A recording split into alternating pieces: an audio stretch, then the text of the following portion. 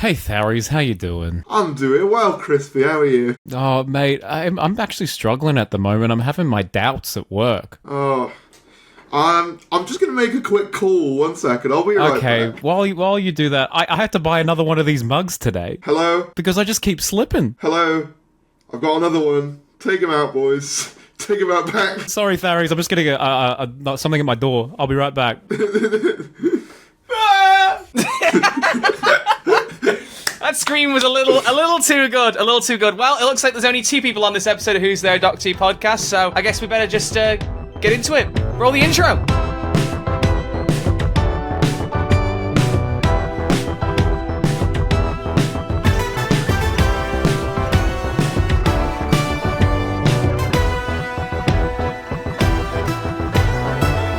Hello and welcome back to Who's There, a Doctor Who podcast. My name is Crispy, his name is Troy, and we're the hotline that accepts your calls from anywhere in time and space. And today, we are joined by some of the cast of Doctor Who. Tharries is in the chat with us. Hello, Tharries, how you doing?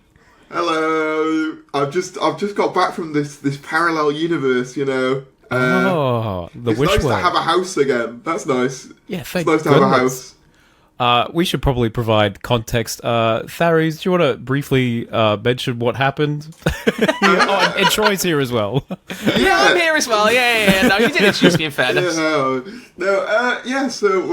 the last episode, Wishworld, I make a little cameo appearance in the encampment. Very briefly, it was quite funny because I was getting messages from my nan being like, "Where were you?" And I'm like, "I'm over there." But no, it was mental. Obviously, I filmed it over a year ago now, so Crazy. it's like having to keep that secret for a year was quite the feat, especially because, you know, I cover news and news-related things about Doctor Who all the time. So to be like, oh, I can't cover this one specific bit of news that feels quite big for me specifically. It's quite funny, especially because as we were getting closer, like, there were rumours that I was going to be in Lux, and I was like, guys, I saw all of this later, like today. What was this rumor? How did that come about? So I think there was someone leaked that there was going to be like a scene with fans in Lux, and there's probably maybe vague. There was There was vague talk about, you know, me being in it in some circles. And so I think they put 2 and 2 together and made 5, essentially. They kind of were like, okay, I've heard this rumour about fans being in it, I've heard this rumour about Tharries being in it, put them together. And I mean, it kind of makes sense, it's a logical assumption to make. But I am glad I'm in the scene that I was in. You know, I think it's a very kind of full circle scene to be in, given obviously the whole, you know, the ramp situation and all of that. You should explain the ramp situation just very quickly in case this is someone's first time listening. So, There's a lot of lore dumping going on in this episode. Tharries lore. There's a lot of exposition, but don't worry, I'm not just expositing like the Rani. It'll have a point. Exactly. He's got his own Omega. Yeah, exactly. Actually, he's waiting under my floor. No, the ramp situation. So back when it was the 23rd of November, I managed to go to a slightly early screening of the Starbase with the Royal Television Society of Wales. It was like a lucky dip thing. I wasn't invited or anything. Just before those allegations come in, you know, paid operative. No, so that happened, and Russell was at the. There was like an after drinks reception-y thing, and I met him there, and I was like, "Oh, Tharries, you know." I was like, "What? For starters." That's you know mental, who I am. man. That's mental, for a start. Second of all, he was like, I heard what you said about, you know, when you were a kid not being sure whether you could get on the TARDIS, so we fixed that. Stay tuned for the giggle. And I was like, psh, okay. And then he also was like, oh, well, we've got to get you in it. We've got to get you in it somehow, so, you know, we'll be in touch. And I was like, cool. Yeah, and that has got to be such a strange thing to be told. Oh, by the way, well, I've got to get you in an episode of your favourite show. Like, we'll get you in there somehow. It's not real. Like, saying it so casually when it's like the least casual thing, especially for us, like super fans. That's awesome. Yeah, it was like, oh my god. And then, you know, a few months go by, and like Series 2, obviously it started filming. When did it start filming? Was it around like January? I can't remember. It's probably a bit earlier than that. I think it was just December of 2023. December.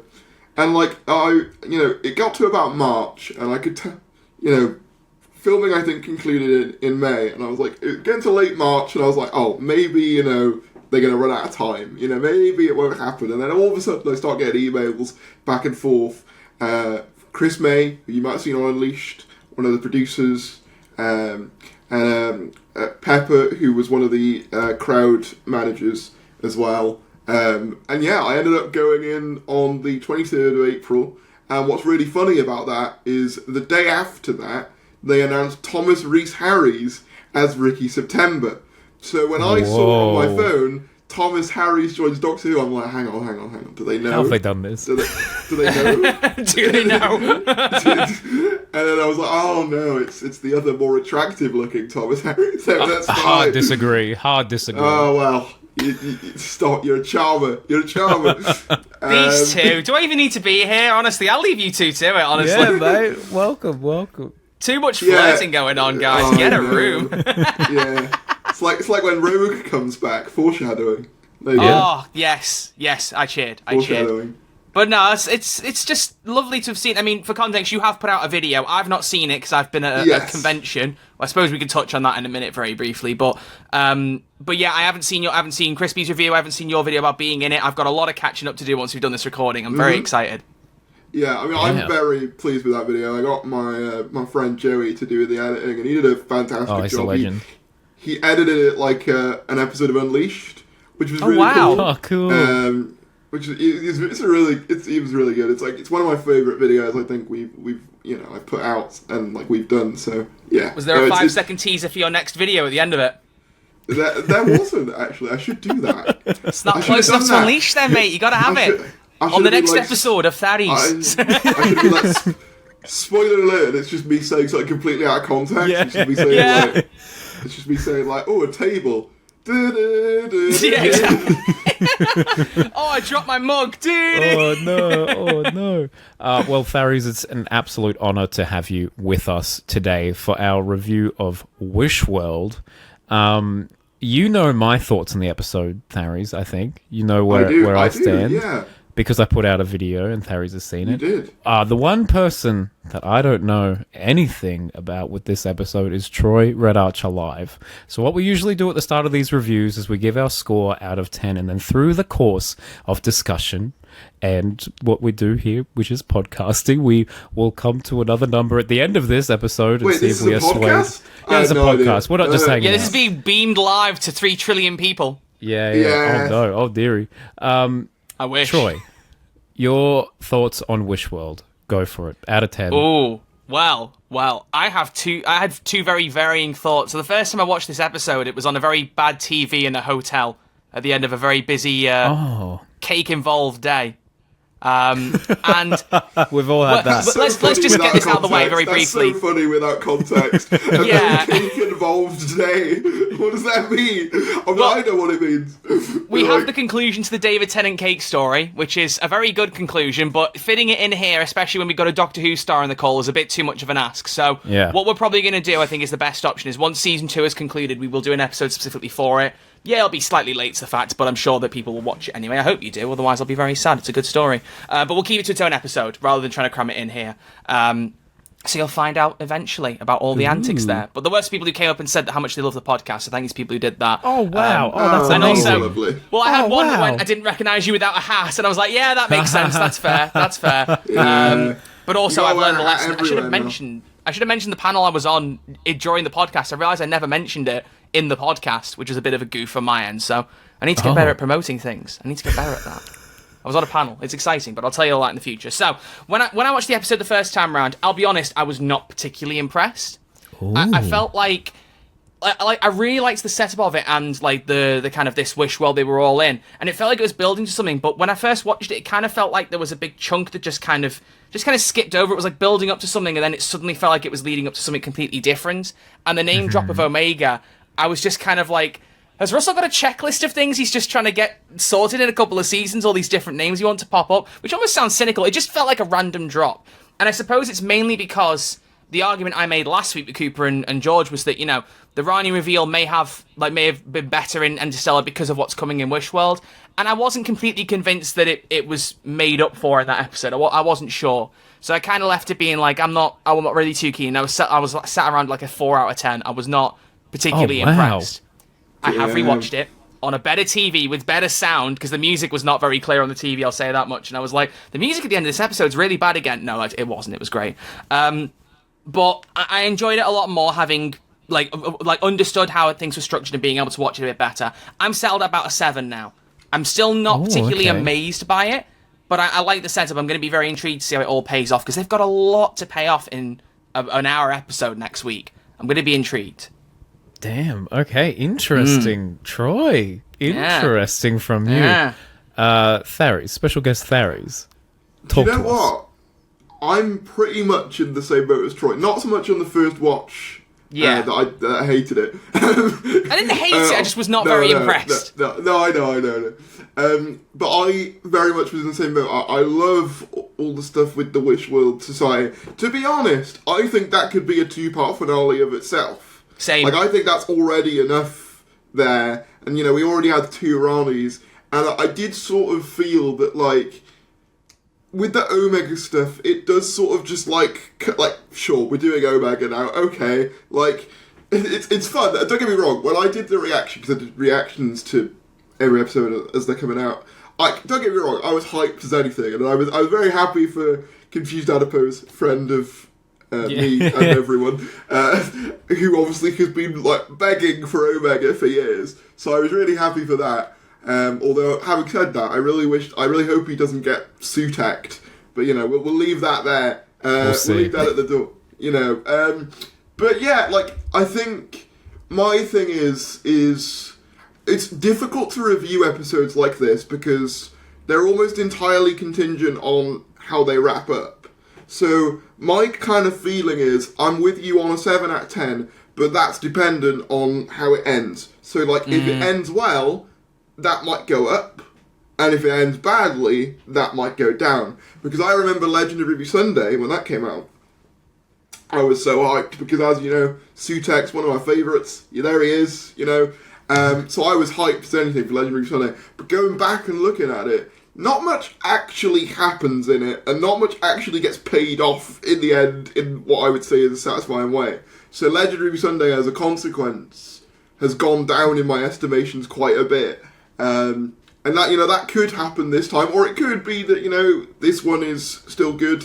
I think, to be fair, I prefer this over Legend of Ruby Sunday on the basis that I feel like there's more to it, there's more substance, there's more things to kind of, like, dissect. Especially with the whole Wishworld thing, which I really liked. So yeah, I would say 7 out of 10. I'm with you on the score, I think. Wow. But obviously that could change depending on how things end up. See, I think it's different for me because I just normally, like, the second part doesn't always impact the first part for me, but I definitely feel this one's going to be more dependent on it. Like Legend of Ruby Sunday, like there aren't very many people who absolutely adore Empire of Death. I don't love the episode, but I feel like I enjoy it a bit more than some people do, but I still give Legend of Ruby Sunday an 8. Like, I still prefer it to Wishworld. I quite like how it's set up. It just felt like a very typical RTD like finale first part. there was something about it that I love. I just think there's more interesting concepts in this one rather than I definitely agree on that one. Yeah, for sure. There's just more to with the whole, like, obviously, like the doubt thing that Crispy was we were doing that little bit about earlier, and like that whole thing, and obviously Conrad's vision of society, and like the little the things that you realise. And I was on the receiving end of Conrad's Tharry was there. Yeah, you were. In. I was there. We're talking to someone that was in Wishworld. Can we just You were forced to wear a beanie. Yeah, you had to wear a damn beanie. Shout out to the continuity manager who kept having to rearrange the beanie so it wasn't off, because my head just doesn't like hats. So I'm not like you, Troy. I can't relate. No, can't relate. No, I can't pull off hats to the same degree as you. But yeah, so they just had to keep going, just make sure that that's all right. And I'm like, so that beanie caused problems, but no, it was great. Do you know what I think it is? I think it's the suspense. I don't think there was much suspense at the end because Omega was kind of a very last-minute name drop, and then all of a sudden, he's falling. The buildings are falling through. Everyone's panicking. It just felt like it very quickly leapt to that. And also, the Poppy is real. Do you know what that means? It was kind of like, done. That I'm very nervous about. What that means, like strange line to end on. Very strange line to end on. Whereas I do think the Sutek build-up was definitely better. Exactly. Sure. I mean, agreed. They used the master music, which felt like a bit of a cheat code, but it felt like it was leading in the voice. I think we can succeed. It's building up. He's returning. Blah blah blah. Sutek, like that. So that's the thing I mean about like a classic Rusty Davies build-up in a finale first part. It's kind of maybe not as good as because people debate it, but it's kind of like Army of Ghosts. The sphere is not ours. Oh, there's something else at play here. What's going on? Oh, it's Daleks. Yeah. There's a good tension build-up, and I think he does that as well. I don't feel like that was here as much. Anyway, Crispy, I've waffled a lot. What's your score? Well, the first time I watched this was pretty much straight away on Disney Plus here in Australia, and I really, really enjoyed it. I love parallel worlds. I love dreamscapes, dream worlds, all of that nonsense. And so the actual concept of Wishworld I thought was awesome. I like the idea of Conrad being trapped and he has to like kind of still like feed this world. I think that is great, but it's also like incredibly dark. Like there's some of like the undertones of everything. I think I kind of mentioned it in my review, but I thought it was interesting how Conrad viewed like what a mum and dad should be like in his society, how like that like this is that family should be loving because it seems that he came from quite a broken home. So I think there's some like interesting subtext in this episode, but yeah, I'm an absolute sucker for like a person realizing they're not in a reality that's real. they're in a fake place. I love that stuff. And so the first time I watched this, I gave it a 7 out of 10 because, which we all seem to be doing, because at the I missed a couple beats and was like, wait, what's the plan here? So the plan is to get a baby that grants Conrad's wish to make this wish world, and Ranis is relying on everyone doubting this world so that the reality breaks and we can get to the Underverse so that we can get to Omega. Like, that's a lot. Mm-hmm. That's a lot to do in 45 minutes or whatever. Like, that is a lot, and I completely agree with both of you that I would be happy if we just spent the entire time in Wish World, and perhaps the Doctor realizes, that, this is all fake. Oh, and Mrs. Flood is the Rani or something. Like a Truman Show type thing, where like he's slowly sort of seeing little things that don't quite add up. Yeah, it's don't make like sense. More like a psychological thing almost. Obviously, not fully to that degree, but like, I love stuff like that. I mean, Truman Show is one of my favorite films. I love Truman Show. It's the best. Truman Show is so damn good. And obviously, it gave me that vibe. Obviously, very much like WandaVision as well. People have pointed out. WandaVision's where my head's at. Big WandaVision vibes. Especially The Office. I thought the unit office. It was very. I liked all of that. I mean, the idea of making. I thought it was really funny making the Doctor like work for an insurance firm. That's the exact sort of job I imagine he would hate. So the Ranis trapping him in an insurance company is quite funny to me. What was the other thing? I agree completely with what you said about Conrad and all the stuff of like the subtext of him being in a broken home. And I like, even though he's in charge to everyone else, he's still kind of subservient to two women. Absolutely. I think that's kind of funny. And I think that's probably deliberate as well. I think absolutely, that was really it's deliberate. And it's. I think Conrad might be one of my like favorite like new introductions. Obviously, he's not going to be like an all-time great villain or anything, and I'm not going to be like, oh yeah, he's on the same level as like the Master or whatever. But like, I think he's just a really good concept. He's well presented, He feels like the logical extreme to someone like Adam Mitchell, if that makes sense. Like, if you let Adam Mitchell get whatever he wanted, I feel like you'd get Conrad. Do you know what I mean? It's kind of that same sort of thing. Are we talking about Series 1? Adam? Series 1 Adam, yeah. I watched the long game last night and I was like, oh, this guy wasn't very nice, was he? He really is not very good. If you gave him a baby that grants all his wishes, I imagine this would kind of be what you end up with. But yeah. Yeah, damn. I also wonder if they're starting to bring the gods thing to an end, because they made a very deliberate point in Wishworld that, the Doctor started all this Pantheon stuff off. And maybe they're trying to wrap that up salt, with a bow. Man. That goddamn salt. That damn salt. I know. I bet he regrets it now. It's funny because I rewatched most of the 6th anniversary specials on the way to MCM Comic Con. I didn't have time to watch Wild Blue Yonder, so I watched the Star Beast, the start and end of Wild Blue Yonder, and then the Giggle. And I specifically watched the bit in Wild Blue Yonder. He's like, I keep thinking about that salt. I cast that salt. What could I have done? Then something in the Giggle. I'm like, there's a lot of consequences to that we've already seen. It's just crazy to see that recontextualized. But I do wonder about Conrad. Like, how would you feel if they made him into like a redeemable villain? Like, do you really think people would buy that? Because I think he's past redemption. I truly think he's past redemption.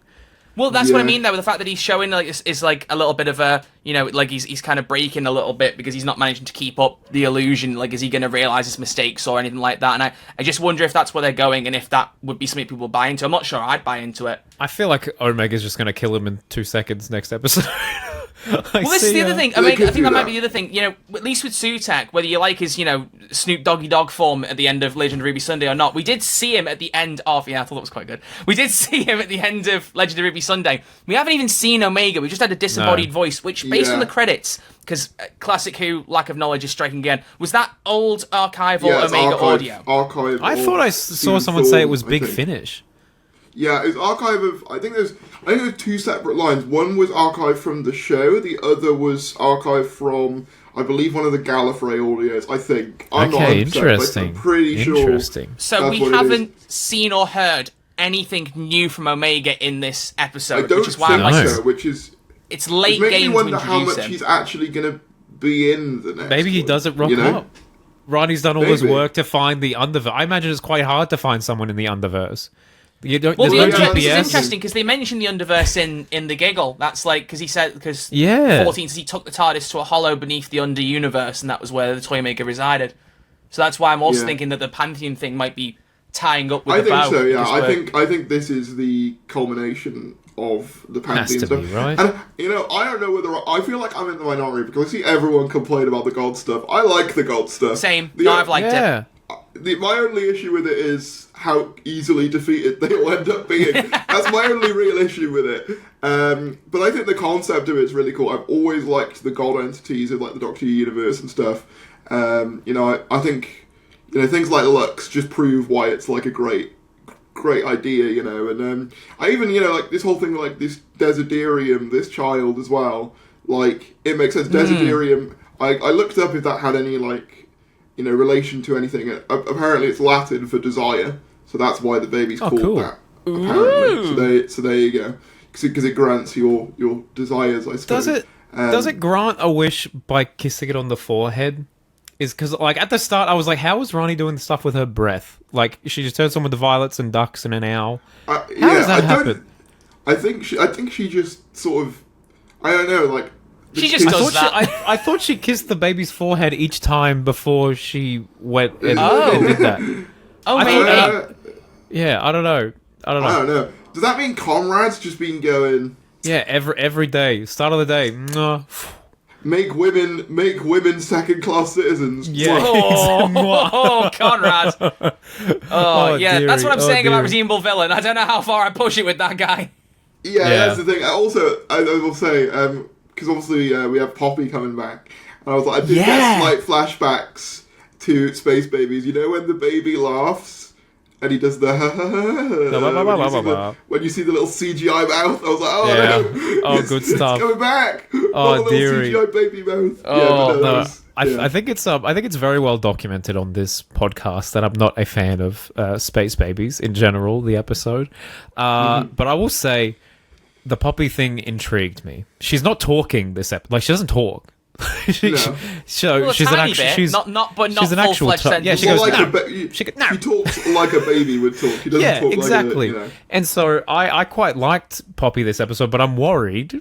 I'm really worried as to where we're going here, because as we discussed just a second ago, that's what they ended the episode on. Like the Omega reveal, as like tacked on as it feels, it is a big thing, especially if you're a Doctor Who fan. You've heard this name thrown around. For the casual viewer, I don't know what this episode would be like, to be a perfect My mum didn't have a clue. She was like, what's an Omega? There we go. I was like, there we go. It's like classic villain. But Poppy, like, that's such a strange note to end on. And we've got like Susan slowly coming back into this series, kind of. What's happening with Poppy? Does anyone have any answers? Yeah. I've heard some theories about it, and I'm almost scared to say them because we'll say last week when I said to George and Cooper about a theory I'd heard bouncing around, and I sent it to them, and George was like, "I've not heard that." It was Omega. I'd heard people on Twitter throwing Omega's name around, and I'm like, "Is this another thing people know about that has leaked?" So that's why I didn't send the podcast, because I had a feeling it might show up, and lo and behold, it was true. As someone who, like, obviously monitors the leaks, the leaks for this one were almost entirely accurate. Like, even the scene at the beginning with the Rani on horseback, like, that leaked on Reddit, I'm pretty sure. How does this stuff I don't happen? know, but, like, yeah, like, it was almost like, point by point. I don't know. It does make me nervous, given some of the other leaks I've heard about, how... Don't mention anything. No. It just makes me wish more and more to just stop interacting with Doctor Who things on Twitter, which I don't want to be at, because it's a great community, but there's so many things that just get thrown around. We're going to have to wait a while until the next series anyway. We're going to be like 40 years old. Yeah, and exactly. on that note, folks, why don't we get some audience calls about the episode? See what people thought about it. Get some opinions. I hope no one spoiled anything in the calls, because I haven't had a chance to screen any of these calls, so you're getting some fresh ones today, everyone. Well, it's going to be fun. We'll have a listen through and we'll see. So, Crispy, you pick first. So you're normally the calls man. Any names that strike you? Go down. Okay, I'm going down. William Omega, it's under 30 seconds. Up, that one. But it's not. It says 31 seconds. It says 31 seconds. Outrageous. Omega's back and already lying. Disgraceful. Devious. All right, William, what have you got to say? So I've just finished it on broadcast. Ooh, very odd, interesting. I needed more explanation of why only Ruby and the disabled could remember the world before. I needed more explanation of how the Doctor got trapped there. How did they get from that TARDIS exploding on May the 24th when they landed there? Why is the space babies there? We don't need the space babies. It was awful. Yeah, needed more answers. I'm hoping the finale sticks. Wow, well. I will say, not to, just rip into William Omega straight away, but I do think that the disabled thing was fairly well, and actually Ruby as well, because with obviously the disabled thing, that they're like, because they're on the fringes of the world, they can kind of see the issues that, like, I thought they explained it really well, yeah. See. And also, obviously, Ruby having experience, because they flash back to 73 yards, so she's had experience with these weird alternate reality visions of Earth, so she can sort of tell when something's not quite right. So for me, that worked fine. I was like, no, that made sense. I do agree on, obviously, I'm hoping the TARDIS, to be fair, the Rani does say, do you not wonder what happened to your precious TARDIS? So I'm hoping that ties into, thank you, the Rani impression. I enjoyed that Rani impression so much. Yeah, that was good. So I'm hoping that gets resolved next week. I agree. I think I broadly agree that there's a lot that they've set up that needs paying off, and I worry that we're headed for, too much, too many cooks. I'm scared. Oh, someone left a comment on my my review, and they were like, "These are the things that need to be tied up next episode." But Troy, find another call, and I'll get the. Actually, while you're looking, reviewer. I will just say that. Oh no, I forgot what I was going to say. No, I had a great point, and it's gone. No. It's gone. No. Space babies hate, by the way. Go away. But that was it. Can I just say, the more I hear, like, the more they tie into 73 yards, the more I'm just like, I wish they'd just gone full send on saying that Ruby remembered everything that happened, that she carried those memories with her. Because one of my biggest problems with the ending of that episode was it was kind of hinted that it never happened, and the character development that she had was gone. Because, like, she had a great episode there and a great development as a character, and they just kind of acted like, oh, it's all gone because it was all undone. And then she kind of remembers a bit of it in Empire of Death, and now she also is like, I've lived through 2025. I just, in hindsight, wish in that episode they'd gone, right, she remembers it all, she told Doctor about it, kind of like Turn Left. When Donna undid the parallel universe, she still remembered it and told the Doctor about it, and they were able to have a discussion. I wish they'd done that in 73 yards. Is that enough time for you to find the comment, Crispy? Yeah, found it. Good stuff. It's that ending of that episode, man. I'm gonna rewatch it again. I'm planning to, as I normally do, rewatch the whole season on the night of the finale. Part of me would love to just watch the entire two seasons just right before the finale, because I think that'd be great. But I just don't know if there's enough time in the day to do something like that personally. Yeah, I mean, we actually had Tharries on for the 73 yards review. That's crazy to think about. Oh, it all comes full circle. Yeah, that was a long time ago. It all comes full circle. Actually, because I've been here so many times. It must be sick of me by now. Yeah, no, this is what, your I'm third getting a little time on the tidy, I'll be podcast? honest, but I put up with you. No, Tharries, we love having you. And everyone in my comments, because I hyped up this episode of the podcast, was so excited to have you on today. So thank you for being here. Oh, that's cool. But yeah, so many people are like, oh my gosh, I'm so keen. You got Doctor Who star Tharries? So this is from Who PhD, and they said the number of things we need to cover in the next episode, some of which is this: Susan return, Susan's parents probably, Susan in the actual plot, farewelling Susan again, I guess. Hi again, Omega. Disposing again of Omega. Conrad, who could just get killed off. Ruby might be dead. Mel just died. Reminder, we never got to see her meet the Doctor, so this topsy-turvy world could show us. Space Baby's plot tie-in tied up. Rani's TARDIS reveal. Something. Rani isn't just a female master / Missy. I don't understand what that point is. And then the rest is like, was Rogue going to be a part of it? Tying up Mrs. Flood's thing, and that the rest just running back slightly, does who did you say Dougie the save Doctor the didn't day? meet? Who was it you said the Doctor didn't meet? Because I reacted very violently to someone suggesting that Ruby would be killed off, and I don't want that to happen. Mel. We never got to see her meet the Doctor. No, they did meet. They had an interaction. Well, she met him as John Smith, but not as the Doctor. But not like they already Doctor, have met. She's met 15, so that's not necessary. If they don't have Mel meet the Rani, what's the point? Like, because that's what's going on with that? Yeah, she has experience with the Rani, you know. Like they need to. She's like, I cosplayed as you once. Yeah, the Rani actually took her costume and pretended to be Mel for a bit with the top. Yeah, they gotta do that. I don't know whether I agree that like we need to see like the Rani's TARDIS and stuff for it to be like satisfying. No. Like I don't really think that's. I would love to. I would love to see it. Don't get me wrong. I love TARDISes, but like I'm not sure whether it's necessary for like the plot. You know, I do agree on like wrapping up Omega, the Space Baby. So also something that they didn't list there: the guards from Interstellar Song Contest are back, the same ones. Yeah, what's all that? What's his name? Kid uses, and Kid does say, "Oh, I'll be back, Doctor." So is he coming back as well? And it's like I feel like I doubt it because he lost control of them anyway, and it did end with the Rani on the Harmony station. So my guess is she just kind of commandeered them and brought them with her. But I agree there could have been an explanation in episode. She was in Frozen Over. Yeah, but she was still on. She was frozen. She was unfrozen on the station. Like that's where everyone else was unfrozen. So like after she bi-generates, she like goes and is like, "Hey, these robots are cool." Come on. Yeah, off screen just grabs. That's what I'm saying. I think there could have been a line in the episode to explain that, but it was strange. We get a flashback to at the start of next week to explain like how the Doctor ended up there. Kind of like that one bit in is it Battle Parting of the Ways where like they get extracted from the TARDIS. You get that like shot of them being like extracted, pulled out of the TARDIS, and then plopped onto the game station. Yeah, like that's something right. like that. And they all look at the camera, and Rose is like, yeah, yeah. Yeah. So I'm hoping they do something like that.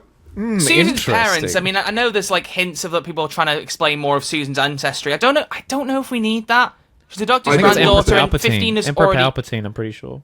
Stop it. 15 has already been like, time travel things are in the wrong order. I can have a granddaughter that having kids. I'm a time traveler. Like, I know some people didn't love that line. I'm personally fine with it. Like, it's absolutely fine. I do not care. I just don't want them to be like, oh yeah, Poppy is like the mother of Susan. It's all I think they might do that. I think I've seen that theory thrown around a bit, and I hope it's rubbish. But if they explain it well, then I'm open to it. It just depends on how they explain these things. There's some things that I just don't think need explaining, though. Agreed. Yeah, it's true. It's not like a dying question we've had. I don't need to know, who Susan's mum is. Like, it's just there's like some things where I'm like, you could just leave that. You could just leave that. But I'm worried with, like, obviously, they'd say there's this secret, this old secret, and then Susan flashes up on the little TV. I'm like, oh no.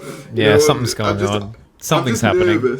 I'm nervous because I care a lot about, obviously, like, the show's lore and stuff. And it's already been changed quite a bit in the last few years. And, I don't know whether I want another, like, complete overhaul. Do you know what I mean?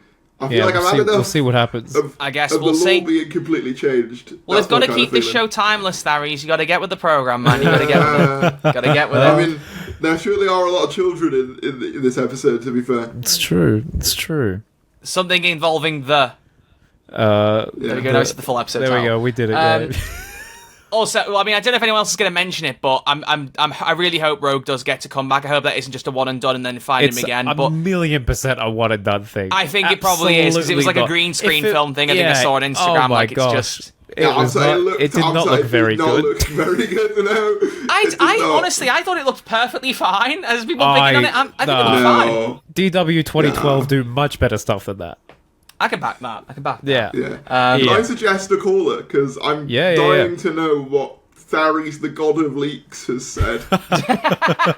Yeah, go on. This is Micah, who has renamed himself as Tharries, god of leaks. What have you thought of Wishworld? Hello, Troy and Crispy. This is Micah from Alabama. And man, was that episode amazing. Not only do we get the Ronnie, not only do we get the God of Wishes, but we got the return of Omega coming next week. And I'm so excited. Doctor Who is back, baby. If they stick the landing, this finale is going to be absolutely amazing. But also, we got the great Tharries, God of Leaks, in this episode, making his cameo, and you've got him on the episode. So Tharries, much love the channel, and boys, love the podcast. Keep doing what you're doing. Great call. Great call. Although now he said that, Tharries, can you do your best giggle for us, please? Yeah. He's one of the Pantheon! Oh my gosh. Someone made an edit. You know when Sutek gets revealed and you have like the dramatic music? Dramatic music. Someone made an edit of me in the camp. And it's like, there's like this face that I recognise. And it's just like old videos of mine flashing up on the screen. I laughed so hard at this. It's so well done. Hold on. It was was this last year or is this like now after the episode? This is now after the episode. Yeah. God, oh my god, yeah, I'll have to see that. I will have to see that. God, it was funny. I will link it right now. Thank you very much, sir. I shall look after this. Exciting. Well, there you go. Someone loved it. That's good. I mean, I really loved this episode. Yeah, I've not seen too much online talk about it. If like Tharries, you're in touch with the people. You know, you weren't eating David Tennant's face over the weekend. What's the consensus been on your end? Have you seen people loving it? I've seen it's been a fairly divided one. I've seen 50-50 I've seen some people say that they really enjoyed it. I've seen some people. I think for some people, and I do get it, it's the worry that we're relying too much on. Remember this guy? You know, as like a crutch almost. And it's kind of like, don't get me wrong, people have been asking for years for the Rani and Omega to come back. So when people have been saying, oh, well, who asked for this? I'm like, hang on. People have been asking for this for years. Be fair. You did. Be fair. The Rani and Omega particularly are some of the most requested villains to return. You know, everyone always says, absolutely. Could it be the Rani and stuff and Omega? And so that, but it's sort of a thing of like, my issue is, a lot of finales seem to rely on, remember this villain from the 70s? And the problem is, a lot of the normal audience don't remember this villain from the 70s. And unlike with The Master, where they tied it very specifically in Series 3 into, it's the Doctor's last of its kind thing, which already was hype because people knew the Doctor was the last of them. So having another one there was like, oh my god, there's another one. With this, it's like, it's just a name. It's just, it's Omega. It's like, but what does that mean to normal people? What does that mean? And obviously, I think, Troy, you said that your mum was like, who's Omega? And I think that's the problem. It's like, you gotta, if you're gonna do returns like this, you have to tie them in to what's going on now. It's why I think Sarah Jane's return in Series 2 was so good. Because obviously she's an old character, but they tie her into, Rose beginning to realise, oh wait, I'm not the only one, and eventually, I'm gonna be left behind and stuff like that. So it's tied into the character arcs in the current show in a way. Whereas, like, even if you look at someone like Mel, it's like, why is Mel there? Like, I love Mel. Don't get me wrong, but where's the link? Thematically and character-wise. And I think that's why people have issues with it. And I do understand that, and I do agree to a certain extent. It does kind of feel like, we'll just do this classic villain now. And it's like, I think almost, when I was thinking about it, the WoW having the Midnight Entity, I think that probably works a lot better for casual audiences than Omega or the Rani do, because people, have a chance of remembering that one. Like, oh yeah, that's the one that Tennant was terrified in. And obviously there's their own issues with doing a sequel to Midnight in and of itself. Obviously, we won't go down that route because there's a lot to talk about with The Well as well. But obviously, I'm not here to talk about that. But my point is just, if you're going to do classic, or if you're going to do Return of villains, either you've got to tie them into current events, or make them a villain that the audience is actually going to remember. Because I love Omega and I love the Rani. Don't get me wrong, but to normal people, I do not know what the response was. It's like, okay. To be fair, I suppose you could say that they are both Time Lords, so there's that connection there. So there's like a vague understanding. Did they say that in the episode though?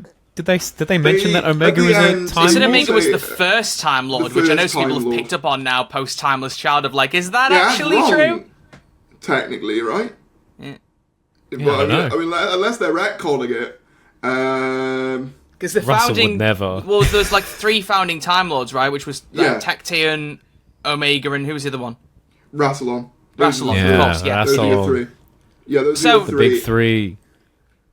I mean, I suppose if all 3 of them became Time Lords, one after the other, one had to be first. Maybe Omega just happened to be the first one. But surely Tachyon would be the one to experiment it on herself first. Well, right? yeah, because we saw her do it. That's why I'm slightly confused by that. But maybe see. It's Look, Russell will write something. Yeah, I know that Tachyon mentioned next week. I know that in the lore, Omega was the one that made time travel. So maybe from that perspective, he's the first Time Lord in the sense that he was the first one to have mastery over time. The first one to get the regeneration powers, like from the Doctor, was Tachyon, but first one to be established the Time Lord as Omega. Yeah, I suppose that would work. That would make sense. Yeah, I guess that would make sense. Gosh, we're so nerdy.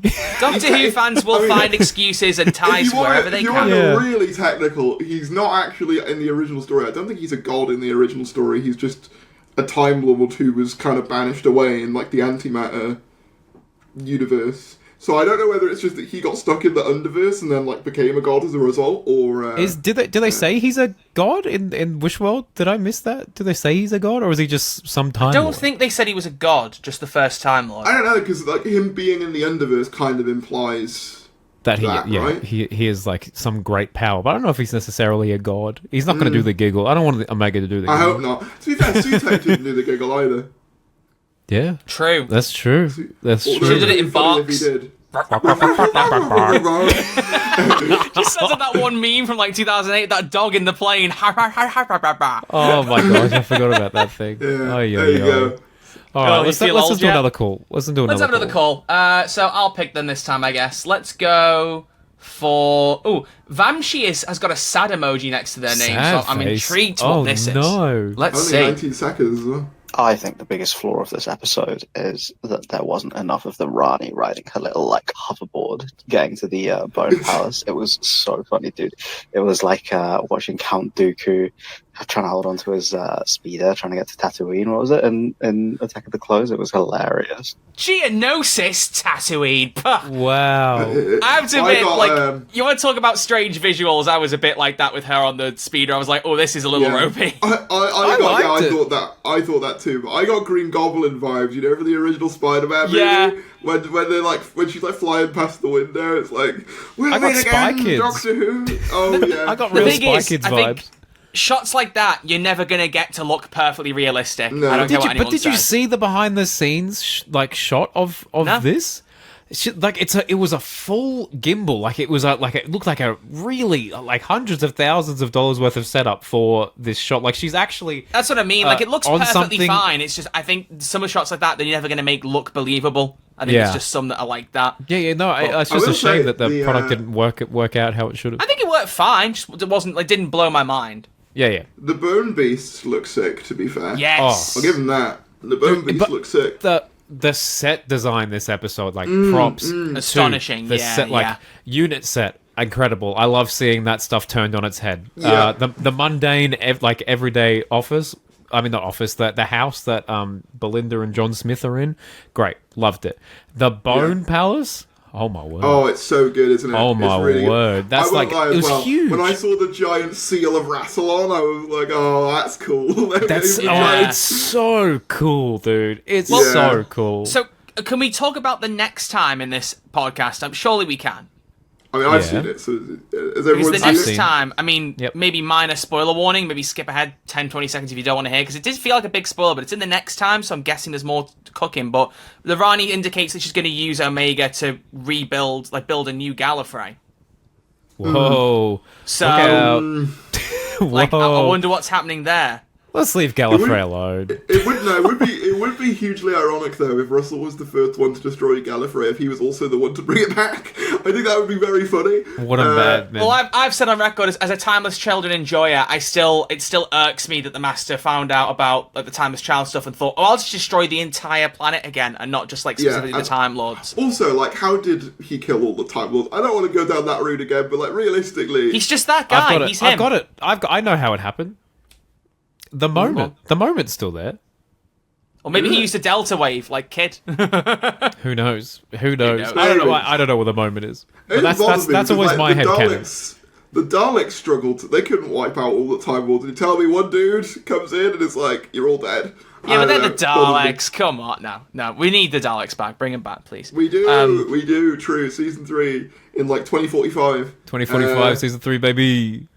Let's go. Well, either way. So there you go. So that's my brain's just completely shut off. What was I saying? I don't know what happened there. My brain just completely paused. What happened with you? We're talking about. I think I had some doubts there. I think I had some doubts and they took over my head. What happened? Oh no, he's slipping. He's slipping. Yeah, let's do another caller. All right, Crispy, you pick again. Who do you want? Oh my goodness. Let's hear. Nardol's brother. Let's go Nardol's brother. You know those videos where the DJs do that really long build-up before the beat drop, and it never comes? I just experienced 46 minutes of that. Tharries, I saw you. You're in Doctor Who. I know him. Not personally, but I know him. Awesome. Thank you, Nardol's brother. Thank you. I want to know, was there anyone, this sounds so egotistical, but I like to imagine there was one person who did not care one jot about Omega or the Raleigh, but were like, Tharries? Yeah, probably is. There's always someone to fit every bill, I feel like. Yeah. Guarantee you, there's some new Who fan that's like, ooh, Tharries. That one meme is like, I don't care about Omega or the Raleigh. OMG Tharries, hi! Yeah. Awesome.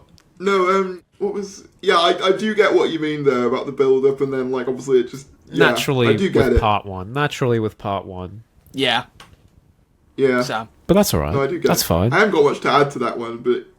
No, it's just nice. Just a nice call. Just 46 minutes of being teased and not getting a payoff is all Nardi's brother had to say. Which, like I said, I do kind of get. Especially Omega's dropped at the last second and we don't see or hear anything new from him. It felt very much like Omega's coming. Here's a big name drop, and it's like, okay. I will say, now? if nothing else, this finale looks like it'll be a better cinema experience than Empire Death was. With those scenes in the Next Time trailer, them shooting down all the bone beasts and stuff. I'm like, okay, this looks kind of cool. Yeah, it's gonna look good on the big screen. I'm so jealous. You two are going to the cinema to see it. You both doing we're that? going on a date. No. Oh, that would be so cute if you did that, actually. Yeah. But I'm not coming to Wales, sorry. When I found out Wishworld was going to be in cinemas, obviously that's before I was in it, so I was like, wait, I'm going to be in cinemas as well. Your bit's going to be on a big screen. Oh, wow. That's going to be awesome. You? That is going to be awesome. I wish I could be there. Going to do a chicken jockey moment where Wait, Tharries, don't you put your arm up at some point in the episode? That's the chicken jockey moment. Yeah. Everyone goes, yeah! There it is. Yeah, that's awesome. Yeah, that's awesome. Tharries' cameo doesn't rhyme quite as hard as chicken jockey, but people can still shout it. It Tharries' works. cameo! Then all the popcorn goes flying. Please don't do that, folks. Please don't do that. No, please, I endorse that. I endorse that. Okay. No, do not endorse it. Endorse the cinema workers' livelihoods. Yeah, it's not Australian cinemas. Not in Australian cinemas. Do whatever you want. Wow. Disgraceful. All right, let's have one more caller. Let's have one more. Tharries, you finish us off. Who catches your eye? Can I say Hoob? Because I love Hoob's video. Yeah, Hoob's doing great work. Let's see what Hoob has to say. So I've gone on a bit of a detox from Twitter recently. and that has greatly improved my enjoyment of these last few episodes. And this is among one of them. I really liked this episode. Maybe too many flashbacks. There were like 50 of them. Yes. But apart from that, no complaints at all. Really liked it. I don't mind the flashback cutback things to characters. I agree. It's fine. I thought it was over. I thought that criticism was overblown before this week, because I'm like, well, you would flash back to the Midnight Entity, like that. Fine, sure. But when it was flashing back to like Poppy in the same episode that we just watched, I was like, come on, she was just there like 10 minutes ago, like. Maybe did they do that for Poppy? I must have missed that. They did, yeah. She's like, I have a daughter at home, and then it flashes back to like 10 minutes ago when you see Poppy. Oh, okay, that was a bit weird. That's a bit weird. It's like, what? Yeah. I do think a little bit... Oh, sorry. I was just gonna say, I feel like Hoob's Australian. I felt like there was a really Aussie accent. Yeah, I was thinking that. Which is just crazy. Hoob's the one who did that video of the doctor powering down the hospital and then Choi's mother dies. Have you seen that? The meme of like... What? No. What is this? Wait. Joy's mother. I thought you said Troy's and I was like, what? No. I was like, jeez, dude. I would never... No. We love Mrs. Red Arch alive. Yeah, we do. Oh, Troy's gone. Oh, he's back. Thank God. We love Mrs. Red Arch alive here. Why are you saying it like my wife? Just Mum Arch alive is fine, thanks. Mum Arch alive. There we go. Jeez, dude. It was the meme of Joy in Joy to the World. Her mother obviously is in hospital, and then like the doctor. Oh yeah. And then the life signs go. Oh dear. I'd be dying. I was creasing at that. Oh god. Crikey Moses. That's rough. Nicely done, Hoop. Let's pick one more. I'll pick one last one. Let's go for... do you know what? Bias. Robin from Liverpool finishes off. All right, here we go. Wow, what an episode. I just love this one. I think the central idea of the Doctor being dragged into this fake, like, 1984-esque reality, and for him needing to doubt his own existence enough that it causes the universe to implode, and then that breaking Omega out of jail. Such a bonkers idea, and the actress that played the Rani did a great job as well. So, yeah, this is probably my second favourite episode of the season, behind the well. Wow, the idea that it's breaking him out of jail, like it's just some friends trying to bust someone out from like being arrested over the weekend. It's like his get out of jail free card in Monopoly. Monopoly. There you go. No, I agree on. I want to shout out the actress who plays the Rani, Archie Punjabi. I think. Yeah, Archie Punjabi. She's fantastic. Absolutely crushing really it. Like, you could tell that she studied the original, like, Kate Amara performance, but also, like, put her own twist on it. I really, got nothing but praise for both Ranis, actually, because there's some really nice moments with Mrs. Flood where... I need more Mrs. Flood. She's starting to get a little bit more sinister, isn't she? Because there's that bit in... when she's taking the Doctor and Belinda away because they're doubting, and she's like... Oh, it's my job to stamp that out, and I love every second of it. My genuine pleasure, yeah. My genuine pleasure. I was like, yeah, that's... I think she's gonna like backstab the other Rani. Something has to happen. Gotta there. Be like. See what happens when bi-generation goes wrong. Yeah, because that's the thing. The Doctors probably would be cooperative in a bi-generation scenario. The Rani, not so much. The Rani probably is quite, And the Master would just flirt with himself. Yeah, the Master would flirt with themselves. Is it wrong that... No, I saw that comment. I saw that comment on the preview for this episode. They were saying the Doctor is friendly with themselves, the Master flirts with himself, and then the Rani insults themselves. And I think that's a great way of summarising the three different characters, and I think that's fun. Yeah. I also shout out to her sonic screwdriver. Her sonic screwdriver is really cool. It's like a syringe. I was gonna say, is it more like a sonic syringe? Because it's kind of a cooler idea. That. Apparently, it is a screwdriver. Apparently. Yeah, the Doctor Who official, like I think what the Instagram channel called it a sonic screwdriver or something. Network. Yeah, but it's it does really cool look like as well because if you watch the behind the scenes, the pattern on the handle is the same pattern from the Rani's original costume. So that's a really cool little detail. Oh, that's a cool touch. That's really, really Crispy, cool. do you think Mike from Fish and Chips made this one too? Mike from Fish and Chips has to have made this one. That's an Mike old running joke that will make no sense yeah. to some people, where we have very silly running jokes. Mike from here. Fish and Chips just works in the Doctor Who prop department. Don't worry about it. We need to get him on the podcast for real. We need to make it happen. To make it happen. And we all eat some fish and chips while we talk to him. Yum, yum, yum, yum, yum, yum, yum. Hey, we've got to play some bingo or something. I think we should, and I think it's going to be a little bit of a shorter one this time because we've basically ticked off every box last week. But let's roll a jingle. Bingo! Bingo! What? Bingo! What? This is Tharries' second time playing bingo. I think it is. That's crazy. Is he the first? He's not. Is he the first one to play bingo twice? No. George played it with us. George played it with us. True. Mr. Sheard. I was vibing out to that. Yeah, it's a banger. Tune. Crispy's a bit too good at that stuff. He's a bit too good, I think. I have so and much it's not fun long with it. until David Tennant is my dad's going to hit the airwaves. By the way, I want you to open up like a Doctor Who theme, like DJ bar or something. A Doctor Who rave is like something I've always wanted to do. I don't know how to make that happen. You gotta figure that out. But get me a residency at a UK nightclub. I'll fly over with one night only. I want cosplay. I want Sonic Screwdriver drinks. I want the full lot. Yes. The music builds up. Goblin the beat song, starts getting dubstep harder remix. and faster, and then you just hear James Corden go, "I love you," and Eleven goes, "That's good because I'm your new lodger." Beat drop down. Oh, it would be so good. I would be there. Make that happen. That'd be good. Make that happen. Someone listening, if you own a club, please, please make it happen. Ladies and gentlemen, as per usual, for the video listeners, or watchers, I should say, 3, 2, 1, here is where the bingo card currently stands, although I don't even know if I'll need to put it back on the screen again, because we'll very briefly discuss. I don't think we've got much to change, and I just realised, Crispy, I don't think you have the most recent copy of it, do you, on your screen? That's fine. I can just listen. listen. Here you go. You can have it right there. It's on your screen now. You can see it. It's on Thanks, your man. keypads now. Vote below. I mean, technically, could we not add less TARDIS interior scenes because it wasn't in this one? Or is that... It's so funny how this has come up every single week. Every single time. It was a season-wide thing. We don't question Crispy's logic here because I don't think he knows why he said it. But yeah, it was meant to be across the whole season. We'd see less of the TARDIS interior, and we've definitely seen more of it. So we saw more of it. Yeah. The only one I think we could possibly...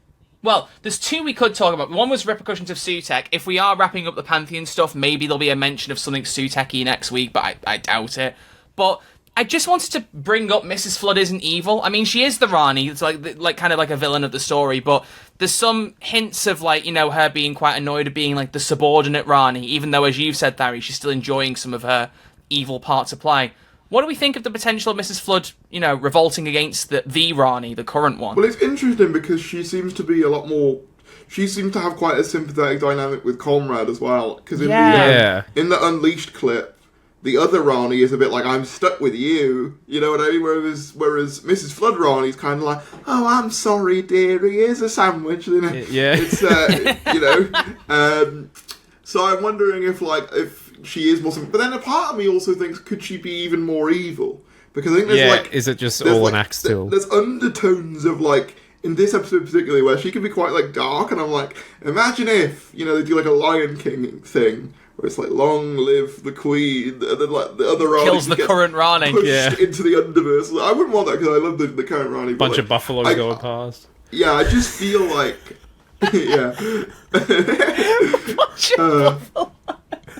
there just has to be there has to be a thing, Yeah. So I don't know why Troy's laugh. Whenever Troy laughs, it makes me laugh. Because you just made it so strong a link to the Lion King with just a bunch of buffaloes. Just the idea of some buffaloes floating through the underverse really got me laughing for some reason. They're not running, they're just floating like all the pieces of reality at the end of Robot Revolution, just loads of buffalo around. Anita Dobson starts singing Be Prepared, Great. Well, it is Disney. It is Disney. But I don't think there's anything we can tick off. No, I'm not seeing much. Next week's going to be a big one. I did a live stream the other day. I was like, hang on a minute, I'm on Disney. Does that mean I'm a Disney princess, guys? What's the rules on that? You can be whatever you want to be, buddy. You can be whatever you want to be. I could. If you're a princess, then yes, you are a Disney princess. Well, Crispy thinks he's David Tennant's son. We just haven't broken that illusion David for him, Tennant's so son. I am. All right, okay, he is. Well, there you go. Other than that, there's any point in putting the bingo card back on the screen because we haven't ticked anything off. But there wasn't much left to do. So next week in our live finale on Who's There, Doctor Who podcast, my gosh. we'll take off the that bingo time card. of year again. I have a question. Do you guys think the tooth is going to come back into it? Or do we think that was just a little The throwaway Master gag? Tooth? Well, it's in the bingo card, so you never know. But yeah, I'm gonna say no. Guess, do you think? Yeah, it'd be too much, right? It's too much. If I you think asked maybe me if they tease last at the end of the week, I'd be like, episode as a thing for the future of the show, maybe like when everything's wrapped up, possibly. But I think bringing it in now amidst the Rani, amidst Omega, amidst Susan, it's just too much. It's just too much. I think. Do you think it's going to happen, Tharries? I don't think so either. I mean, I'd like there to do like a little thing with that, but I just think, like you said, it's too much, isn't it? At the very least, it would make the Doctor saying he's the last of the Time Lords even funnier because we'd have seen 3 in like the span of one story. That's another thing I wanted to say. I loved the little storybook thing of like, Doctor Who was throughout the whole. I liked that. That was good. And have you seen the little behind the scenes pictures of the books? And like they've got different titles, like Doctor Who and the Timeless Children, Doctor Who and like the English Rose. No, I've not seen those. Well, I need to watch Unleashed still. Yeah. There's like they've actually like done the covers with like different titles on them. Yeah, it was really, really fun. Ooh. So wait, this might be a stupid question, but is the reason that Conrad is saying all of this like just publicly so that it kind of sits in the Doctor's brain and that he doubts more? Like they're just saying, this happened, Doctor, by the way, and John Smith's like, hang on, well, why does that seem familiar? And then because he's a Time Lord, his doubts are more powerful. I feel like they could have touched on that a bit more, I guess. No, I agree. I think I took it as that because when the Chameleon Arch happens and the Master is remembering like TARDIS, Time Lord, the Doctor, it's all sort of flashing through his brain, and it's like kind of slowly breaking his brain down. I think that's kind of what they were going for with that. But I agree, it could have done with an extra thing of like, why does that sound familiar? Yeah, if when he's walking to work, he's like, that's he just that's stops odd. for a second. Yeah. No, I agree. But that's what I took it as anyway. Yeah. Yeah, same. I was just seeing what the vibe is in the room. Oh, you guys are so clever. You're so clever. We are so clever clogs. Yeah. There you go. I think that's actually a good point for us to wrap up our thoughts on Wishworld. It's been a nice, concise debate. We've done good here, boys. We've done good. We have done very, very well. We've all been like in agreement, which is interesting. Oh, it's nice. Nice to not have any insults from you this time, Tharries. That was nice. That was nice. Be nice to me. You've reminded me now. Don't say it. Don't say that word. We've had a good time. If this was a make-believe reality, just like grabbing the whole. Don't say that name. The oldest name. Stop it. Ladies and gentlemen, that will wrap up today's episode of Who's There, a Doctor Who podcast. Crispy, I need your closing comments, fella. Hey, look, we all watched an imaginary Wishworld, but I couldn't have wished a better world talking to you two today. Oh, so sweet. So sweet. I'm glad we all had a good time with this episode. Tharries, you're an absolute star, both on and off screen. Oh, and thank Troy, you. Thank you. I can't believe you've chatted to David Tennant recently. That's mental to me, and we'll talk about that soon. Yeah, very soon. Very, very soon. We'll make it happen. Probably in a few weeks, because next week we've got to review the finale, the reality war. Oh, my word. The week after, probably season 2 review. It is I reckon. sad. Yeah, it's crazy. It's all coming to an end. I think we'll probably review season 2 the week after, and then after that, I think we go cake mode. Beautiful. Sounds like a plan. Hey, Tharries, where can the people find you? Tell the people. Find me on the YouTube channel Tharries, shockingly. Also, original. No, also Twitter as well, at TharriesYT, and I believe it's the same on Instagram as well. I guess I do have a TikTok as well, but I don't upload that often to it. I did do a little meme on there where it was like, you know that bit in Series 3 where the mouse is like, it's me, ta-da! And then it shows like, shows like the bit of, so yeah, there's all of those main socials. But also, and they can also find you on BBC iPlayer under Doctor Who Season 2, Episode 7, Wishworld. And a cinema screen coming to you very soon as well. It'd be so funny if you drove up the cinema ticket sale so people could see your cameo on the big screen. That's awesome. Get Get Russell to send you a residuals check. I know. Yeah, absolutely. I had it written in the contract. Well, ladies and gentlemen, that will wrap up this episode of Who's There, a Doctor Who podcast. Next week, Crispy and I will be on our own because we're going to be reviewing the Reality War live, and we need to get into the nitty-gritty, review everything, talk about every detail. It'll be a 5-hour episode. It won't be 5 hours. But it's going to be a live episode. Time to be confirmed. We'll have to chat about that, Crispy, and figure out what we can do, or how early I can make you get up on Sunday morning to make it happen. It's going to be fun. No, ladies and gentlemen, we'll let you know. You'll see the timestamp for whenever it goes up on YouTube, so keep an eye out when we schedule a live stream, and you'll know when it's going to happen. Audio people, it'll go up Tuesday morning as per usual, but you might not want to miss the live episode for the finale review. It's going to be a big one. Make sure you hang out for it. But until then, it is goodbye from star of Doctor Who, Mr. Tharries. Thank you. It's goodbye from Crispy Pro. Goodbye. And it's goodbye from me. I forgot to say goodbye. Sorry, goodbye. No, you did, but you know what? It leaves it open. It's like in the bingo card. There's an open-ended finale. Tharries will return. Because I mean, at this point, we can't get rid of you, can we? I definitely will be back on this podcast. Yeah, I think it's just like, you can't it's on keep the bingo card, mate. It's on the bingo card. You should add me to the bingo card. That's what you should do. Season 3. Bingo card. Tharries' appearance during podcast reviews. He just joins the call randomly at some point. Hey, everyone. This episode sucked because I wasn't in it this time. Yeah, every episode from now on is a 0 out of 10 because no Tharries. No Tharries. Well, it's goodbye from these two lovely gentlemen. It's goodbye from me. Goodbye. We'll see you all next week in a live episode. Alan Z, baby. Alan Z, baby. Bye. Alan Z. Bye.